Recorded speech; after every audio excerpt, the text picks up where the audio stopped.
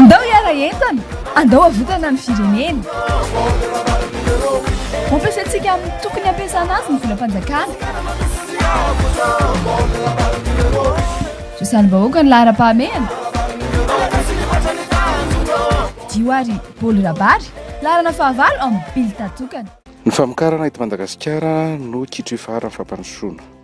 Ny famokarana dia tsy maintsy miainga miava amin'ny tantsaha mpamboly sy mpamokatra.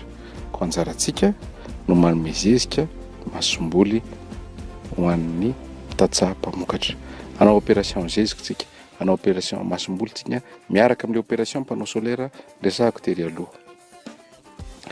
Ary faharoa dia anangana ihany koa tsika ny barrage ahafahan'ny tantsaha mamelona ireo tanimbary ireo. Be dia be ny tanimbary eto Madagasikara zary maty fotsiny satria tsisy rano. Ka asitsika barrage manerana Madagasikara miaraka amin'ilay resaka lac artificiel dia mbola asitsika barrage ihany koa ahafahana mamelona ny tanimbary ny tantsaha. Mila voaka vokatra ka ho pasohantsika daholo ny lalana rehetra izay lalan-tany ahafahana mamokatra. Misy fitaovana eto Madagasikara mipetraka amin'ny BNGRC ao fotsiny. Fitaovana izay azon'ny pasohana ny lalana amin'ny faritra Roa-Miropolo. Ka ho ampiasaintsika daholo fitaovan'ireo 7 andro isaky ny 7 andro.